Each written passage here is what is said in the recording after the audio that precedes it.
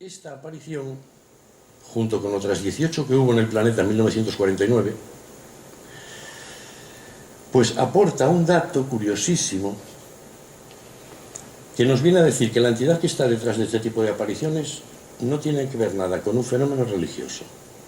Otra cosa es que el estamento religioso, sea el que sea, se apropie de algo para fomentar la oración, la devoción. Bueno, parece que está todo muy bien, pero no opino que tenga que ver nada las apariciones marianas. A, con un fenómeno ufológico. B, con un fenómeno religioso. Es algo que va mucho más allá de todo eso, mucho más allá, que es más antiguo que todo eso, tan ancestral que, en mi opinión, se pierde en la noche de los tiempos este tipo de fenómeno en concreto. Bueno, 1917, 13 de mayo, zona de Leiria, lo que hoy se conoce como Fátima, en Portugal. Esos tres niños que están ahí son Jacinta, Lucía y Francisco. La del medio, que es Lucía, es la que todos conocéis como Sor Lucía, la que vivió incluso un tiempo en Tui, en un convento de Tui, y que falleció poco después de fallecer el Papa Juan Pablo II. Dos, tres papas se entrevistaron con ella, quisieron saber de primera mano qué es lo que le había dicho la Virgen, pero más que nada por el morbo del tercer secreto. El 13 de mayo se produce la primera aparición en Fátima.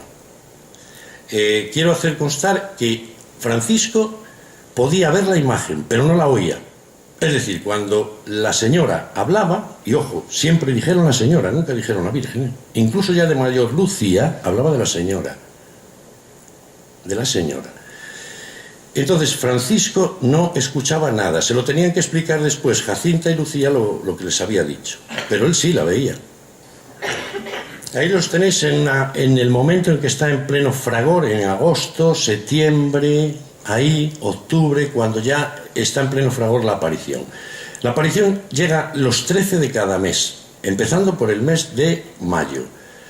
Junio, julio, agosto. En agosto las autoridades anticlericales de Portugal de aquella época no dejaron a los niños, los tuvieron retenidos en una especie de comisaría para que no fueran ese día a la campa de Fátima. Sí pueden ir en septiembre. En julio es cuando les había dicho el tercer secreto. En julio, mayo, junio, julio, la tercera aparición. Y en septiembre, cuando van, les dice que el día 13, de nuevo, de octubre al mes siguiente, se va a producir va a hacer a la vista de todas las personas que estén allí un gran milagro, porque claro, los que veían a la Virgen eran los niños, pero los cientos y cientos de personas que cada vez se iban agolpando, cada vez ya eran más en Fátima, pues no veían nada. Entonces esta entidad opta por decir, bueno, voy a hacer algo a lo grande, para que todo el mundo vea que sí, que aquí pasa algo raro. Eso sí, a lo grande, pero yo no me dejo ver. Fenómeno muy típico de las entidades que están, o la entidad que está detrás de las apariciones marianas. Me verás tú, o tú no me ves y no me oyes, pero el resto de la gente no, salvo rarísimas excepciones. Entonces lo que ocurre, aquí tenemos el 13 de octubre de 1917, un aguacero tremendo sobre Fátima ya a las 11 de la mañana.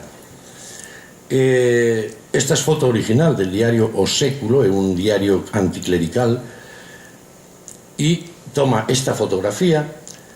Esta fotografía corresponde a otra de las visitas de Fátima, no justo la de ese día, pero aquí se observa perfectamente cómo estaba el panorama esa mañana. Lloviendo, se calcula que había unas 70.000 personas esperando el famoso y anunciado milagro, que nadie sabía en qué iba a consistir.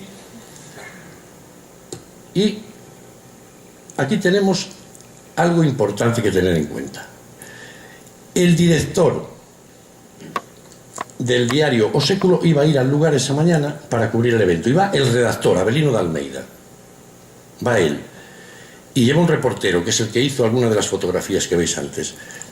En concreto ocurre, y las que vais a ver después, hay un fenómeno en lo de Fátima que demuestra absolutamente que no se trató de que el sol bailase. Allí había otra cosa. Y Avelino de Almeida hace una crónica que publica al día siguiente con una fotografía diciendo: el sol bailó en Fátima. Lo está diciendo un ateo. Entonces ellos iban a cubrir un evento que no iba a suceder. Pero es que resulta que sucede algo. Y lo que sucede es que, según palabras de Avelino de Almeida, en plena lluvia, a las 12 de la mañana, se abrió un tremendo claro en el cielo. Y dice textualmente: las nubes se abrieron y apareció el sol sobre el cénit de la gente que estaba allí agolpada, y todos mirando.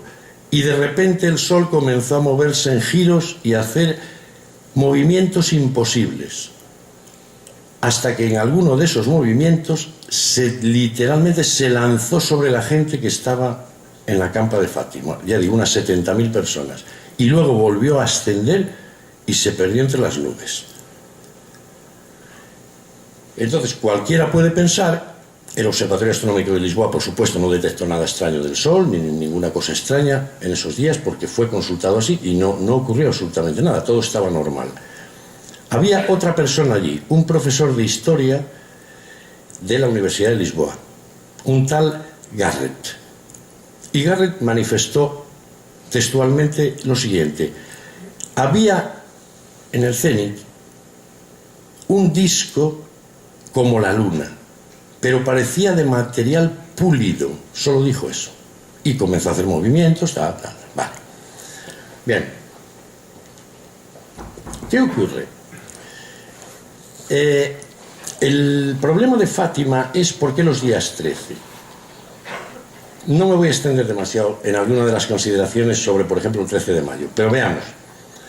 La configuración estelar del 13 de mayo en Fátima era exactamente la misma configuración estelar que el 27 de mayo en Pardellas en el año 49. Una en 1917 y otra en... La disposición astronómica era idéntica.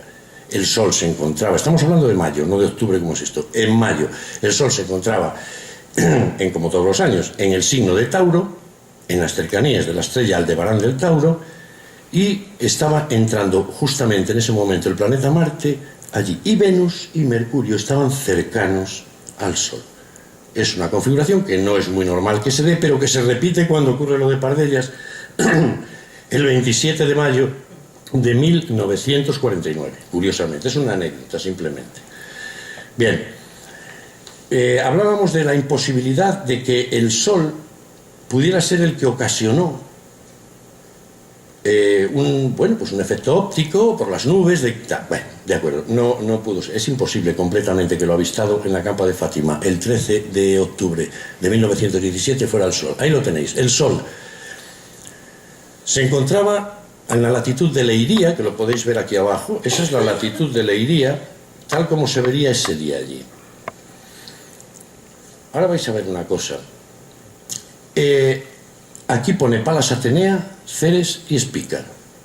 El Sol se encontraba en ese momento junto a la estrella Spica de Virgo, en la constelación de Virgo, la constelación de la Virgen. Spica es espiga.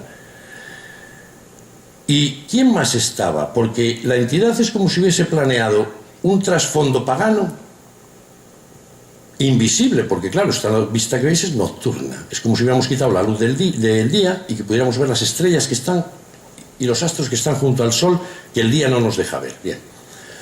Pues como si hubiese montado un escenario de tipo pagano, lo que hace esta entidad es producir el fenómeno el 13, justamente el 13, todos los años el Sol se encuentra en conjunción con la estrella Spica de Virgo. Pero aquel día en concreto estaba también el asteroide Ceres, que fue descubierto en 1801 por Piazzi, un astrónomo y sacerdote italiano, que le puso el nombre de Ceres en honor a la diosa de la agricultura. ¿Qué otro asteroide estaba en conjunción? Estaba en conjunción el asteroide Pallas, que se había descubierto en 1802 por Olbers, y le puso el nombre de Palas Atenea en honor de la diosa Atenea. O sea, tenemos una conjunción de la estrella Spica, Ceres y Atenea, nombres paganos, de diosas paganas, dentro de la constelación de la Virgen de Virgo, el 13 de octubre de 1917. Anecdótico, sí, curioso, muy chocante elegir ese día para dar el espectáculo solar. Ahora observemos cómo el sol bailó al mediodía en Fátima, diario anticlerical o século, portada de lo ocurrido en Fátima. ¿Por qué no pudo ser el sol? Es evidente. Estas son fotografías, podéis ver a la gente mirando hacia arriba. Ahí tenéis algunos testigos en parte de una fotografía que vendrá después. Esta fotografía, fíjense bien hacia dónde mira la gente. Y fíjense bien en estas personas que están aquí. Fíjense cómo algunas, posiblemente por problemas cervicales o porque no les daba más las cervicales para tirar la cabeza hacia atrás, a ver algo que el cénit es lo que tenemos encima justo de la cabeza, no es algo que esté allí ni allí, no, es aquí encima, a 90 grados sobre el horizonte. Fíjense cómo giran la cabeza hacia un lado, algunos para no forzar las cervicales y poder mirar así de lado porque les era más cómodo. Este señor que está aquí no, mira directamente hacia arriba. Y esta señora que está detrás, igual. Incluso estos que están aquí, están observando algo que, como vimos anteriormente,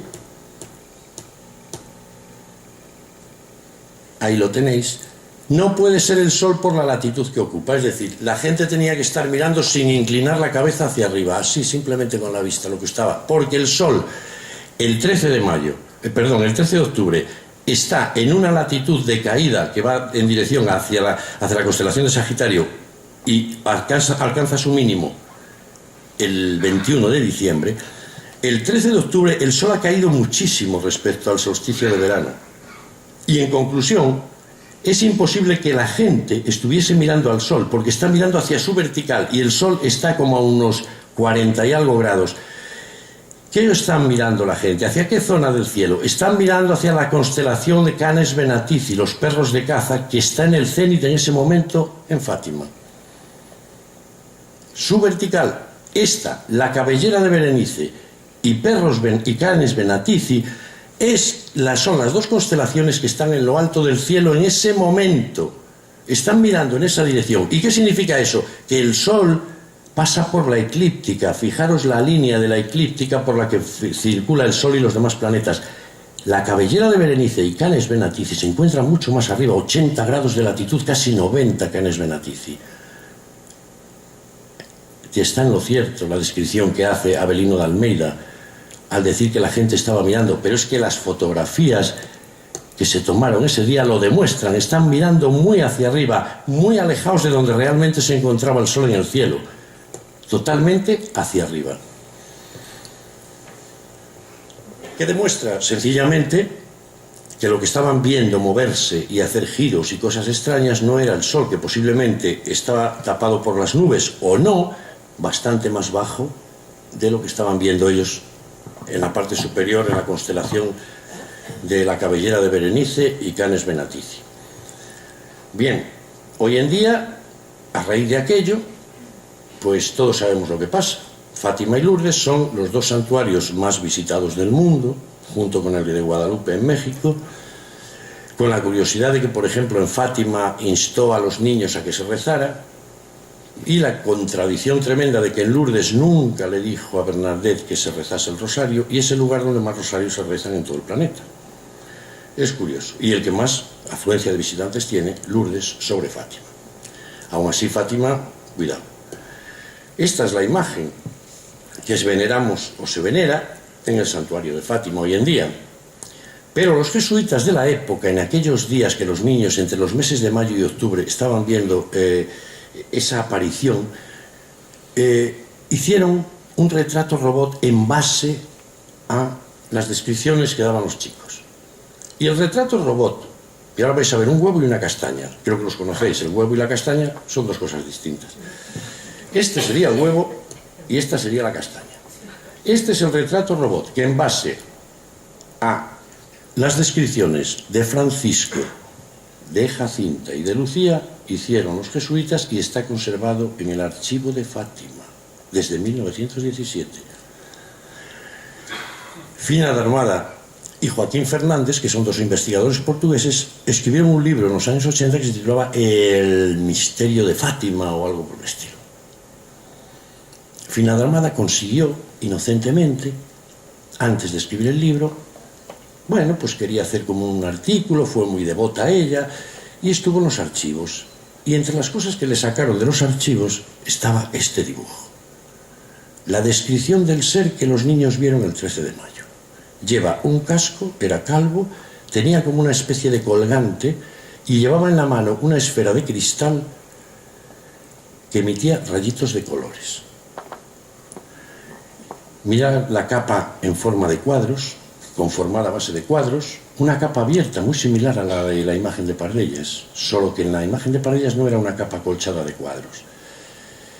Llevaba unas botas que le tapaban los pantalones hasta la altura que veis, porque se dudaba si eran pantalón o falda de cuadros también. Y este era el ser que cuando terminaba de decirle algo a los niños, comenzaba a elevarse despacio por un cono de luz y desaparecía en lo alto, como si fuese una proyección tridimensional o algo por el estilo. A la vista de esto es normal que Lucía siempre dijera la señora, porque el aspecto femenino que le daba a ella era de una mujer, evidentemente, pero no era esto otro. Es decir, esto, la imagen que veis aquí, no es la que se apareció en Fátima a los niños, es esta. Curiosamente, si empiezas a rascar un poco, te das cuenta de que esto es mucho más ancestral y más viejo de lo que parece. Por ejemplo, aquí las tenéis comparadas, pero creo que no hay comparación posible. Y la pregunta es, ¿por qué se transforma una cosa en la otra? Es el mensaje. Es decir, en el momento en que la imagen o la entidad comienza a hablar, como nadie la ve, solo los niños, lo que los niños describen se obvia y se transforma en lo que se quiere que sea. Es decir, sabemos que por el mensaje que está dando y que se dice es que una mujer tan tal y tan bella y no sé, pues tiene que ser la Virgen María. De hecho, los ojos no tenían córnea, según la descripción que se hace de este dibujo en el libro de Finadarmada, sino que eran negros completamente todos ellos. Era negro todo el interior del ojo y la pupila, todo. Bien, entramos ahora en la diosa sumeria Inanna. Fijaros el parecido que la diosa sumeria Inanna tiene en su indumentaria con la descripción que nos hacen los niños de Fátima. Se trata de un vestido en forma de cuadros o red. Es lo que desde muy antiguo se llamaba a la diosa la señora de la red, la que lo interconectaba todo, pero que siempre venía a estar representada con vestidos o estructuras de vestimenta en forma de red, hexágonos, cuadraditos, rombos, algo muy extraño, cosa que se describe en Fátima. Los podemos comparar. Tienen un gran parecido, solo que la diferencia entre el dibujo de 1917 y estos dibujos de Inanna de la época sumeria, asiria más bien, estamos hablando de más de casi 3.000 años de antigüedad. 3.000, casi 3.500. Observar a Isis, le están rindiendo pleitesía, pero ahí tiene un vestido en forma de red. Fijaros en esta diosa fenicia del 1800 a.C., miradla bien. Esta diosa fenicia, yo no sé si ahí lo distinguís, tiene todo el vestido formado a base de cuadritos. Pero es que Nuestra Señora de Lepuy en Francia, del siglo XIII, es prácticamente igual que ella. Y han pasado 2.000, 3.800 años aproximadamente. No, menos. 1.000, 2.800 años. Esto es fenicio y esto es una talla medieval que se conserva en Francia en la iglesia de Nuestra Señora de Lepuy. También esta talla medieval francesa lleva un vestido en forma de red. Hay muchas más, pero no iríamos a prolongar aquí algo que, bueno, realmente nos llevaría muchísimo hasta llegar al asombro absoluto en cuanto a las comparaciones, porque verdaderamente si cogemos el punto tercero, que esto es Fátima, el punto segundo sería Lourdes y el tercero sería Pardellas con los dedos largos, ahí nos perderíamos en las representaciones de vírgenes y estatuas que tienen milenios en las que se encuentran en la misma postura que está la Virgen de Pardellas, con las manos estiradas y los dedos así de largos. Hay que familiarizarse con ellas, pero no son muy corrientes, pero están. Esto se encontró en unas excavaciones en Siberia. Es una diosa de este tamaño, perfectamente cincelada, todo su vestido, lo que pudiera ser su vestimenta, en forma de res. Antigüedad de la broma, 16.000 años, paleolítico. 16.000 años de antigüedad. Mirad la Dama de Auxerre, descubierta en Francia en los sótanos de un museo. Es del siglo V a.C. No se sabe quién es el autor, pero el vestido lleva cuadritos grandes y pequeños. Pero lo curioso es la repetición de los cuadros en el peinado. Y lo digo por esto. Diosa cananea. Peinado similar a la Dama de Auxerre del siglo V, pero es que la diosa cananea es mucho más antigua. Es del 1500 a.C. Isis llevaba ese mismo tipo de peinado. ¿Y sabéis quién llevaba también ese tipo de peinado? Esta. La diosa de Brasenpuy. Se conserva en el Museo del Louvre. Solo la cabeza. Es así de pequeña. Está hecha de marfil. Con una perfección y un tallado verdaderamente impresionante. Yo no sé si os suena, si la conocíais o no. Solo se encontró la cabeza en las excavaciones de las Landas en Francia. Cualquiera podría decir que esto es de la época griega o prehelénica, minoica. ¿Sabéis la broma que tiene esto? Está datada en 22.000 años de antigüedad.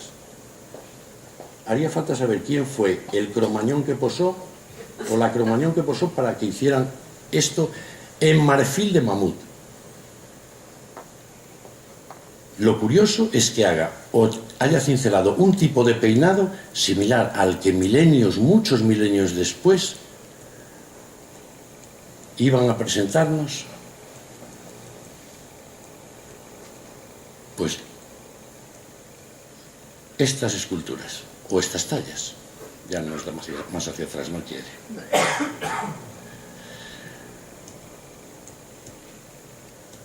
Esta y esta.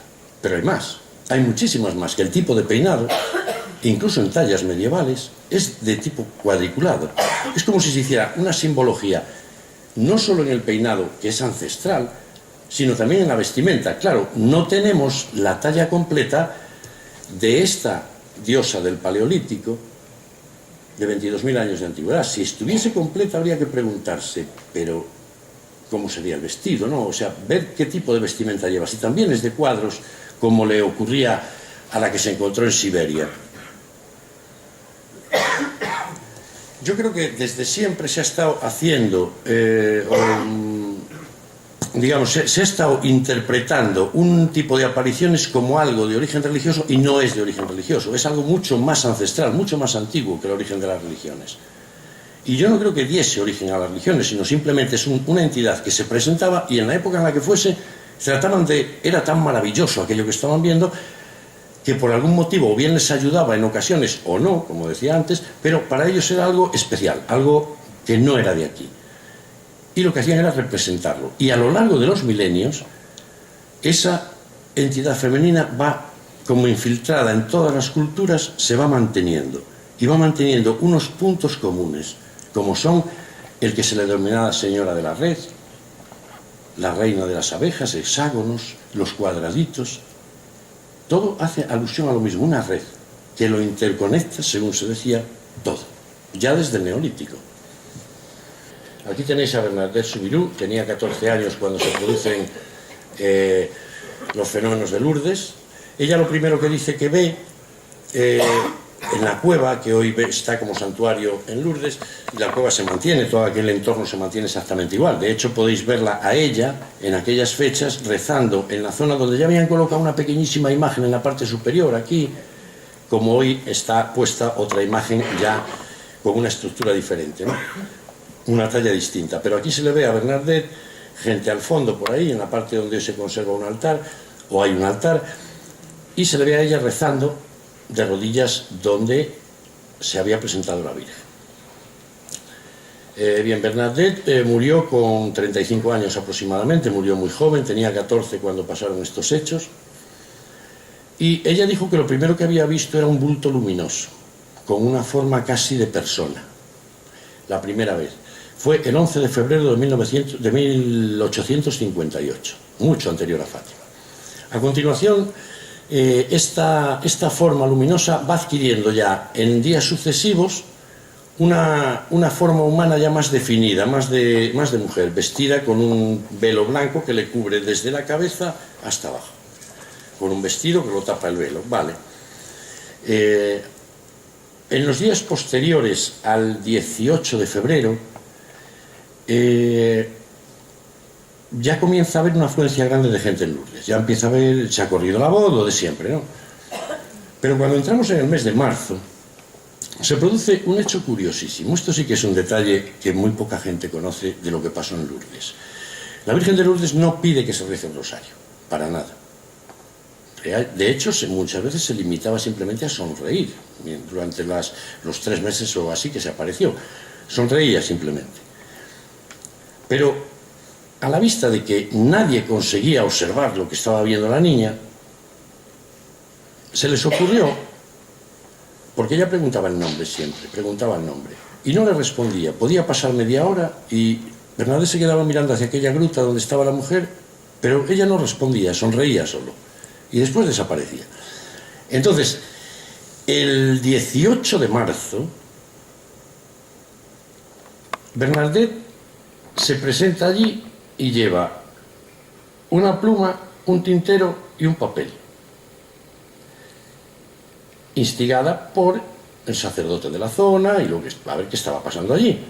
Entonces, como les estaba diciendo, pues le habían dicho, pregúntale el nombre, pero dices que no responde, no responde al nombre. Dice, bueno, pues entonces llévale esto y que lo escriba. Imaginaos lo que hubiera sido coger cómo sale esa pluma de la nada, o sea, cómo la levanta una mano invisible, coge el papel, otra mano invisible y escribe sobre él. Y entonces le dijo que escribiera el nombre en el papel. Y entonces sí, o no se lo esperaba la entidad que ocurriera eso, porque le contesta, lo que tengo que decirle a usted porque la trata de usted, a la vidente, es curiosísimo, no se ha dado ningún caso igual, no es necesario escribirlo. Y entonces lo que se podía haber supuesto un gran milagro, que era escribir el nombre, la propia imagen, en el papel, no se produce, porque le dice que no es necesario escribirlo. Y dice, pero te diré mi nombre el día 25 de marzo. Un día muy curioso, porque desde muy antiguo, el 25 de marzo se celebra la anunciación del ángel Gabriel a María. Bien, llega el 25 de marzo y entonces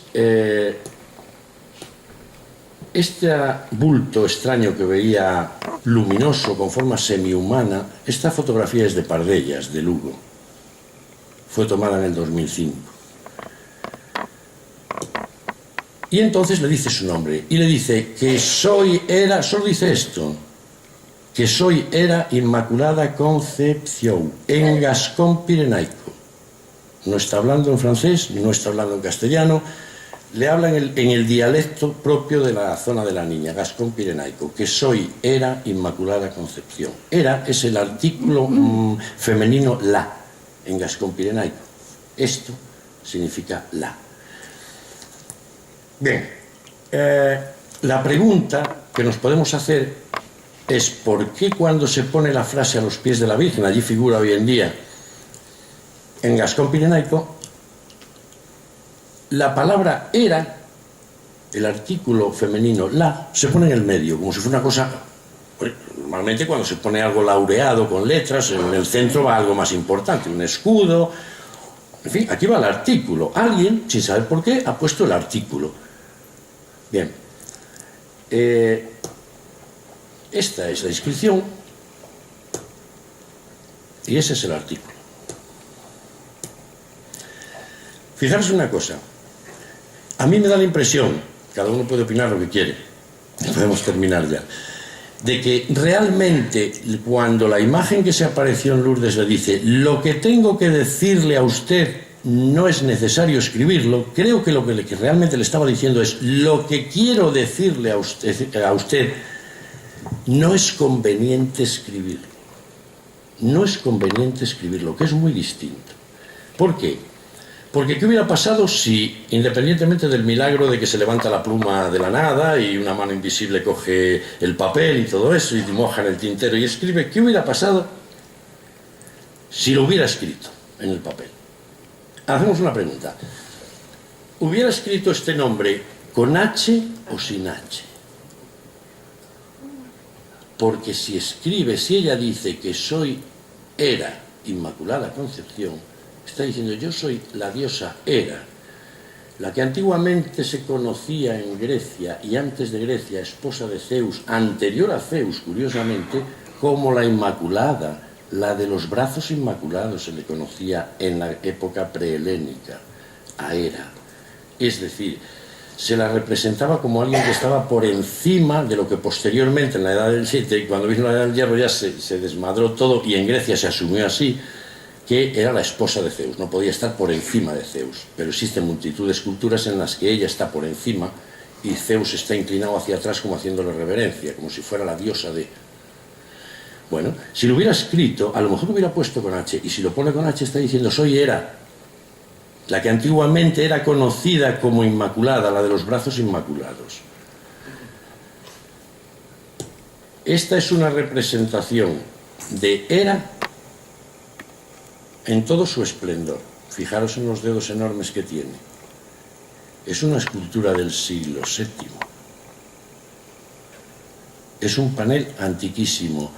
Se representa a Hera en sus comienzos, antes incluso de ser esposa de Zeus, y tiene dos sirvientes que le están atusando el vestido de cuadros. Caray, igual que en Fátima, lleva vestido de cuadros. Pero si nos fijamos bien, no solamente es que lleve el vestido de cuadros, fijaros, mirad el peinado. Mirad ese peinado. Ese vestido de cuadros es el mismo que la diosa fenicia de marfil del 1800 a.C., que la que lleva el Puy, la Virgen de Puy, en la Edad Media. La talla medieval del norte de Francia, medieval. La famosísima 16.000 años antes de Cristo, encontrada en las excavaciones de Malta en Siberia, diosa.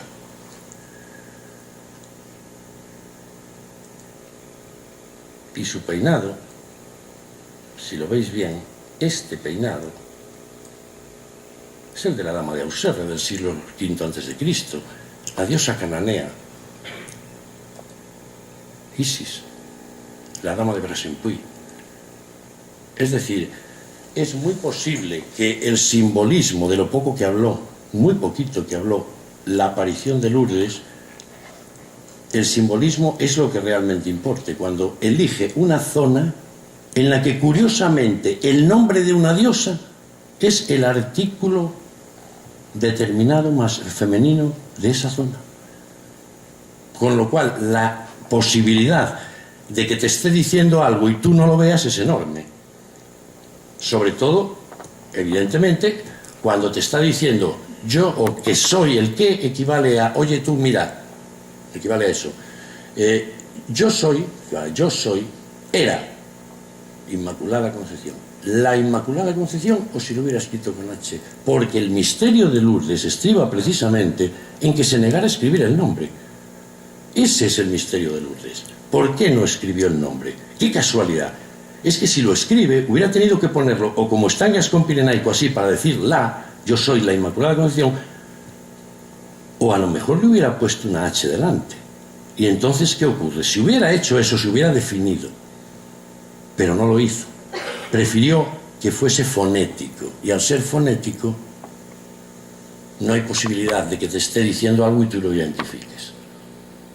Podría tratarse de la misma entidad que estuvo hace muchísimos siglos detrás de Hera, detrás de la diosa Inanna, o de las que en el Isis, las diosas cananeas, o de las entidades romanas, Cibeles, por ejemplo, o de esas entidades que plasmaban en el Neolítico y en el Paleolítico, en el 22.000 antes de Cristo, que ya es decir 22.000, tallan algo similar y lo colocan con la entrada de aquellas cuevas que se están excavando como el símbolo o protección de una diosa que era la dama de Brasenpuy. Bueno, nada más.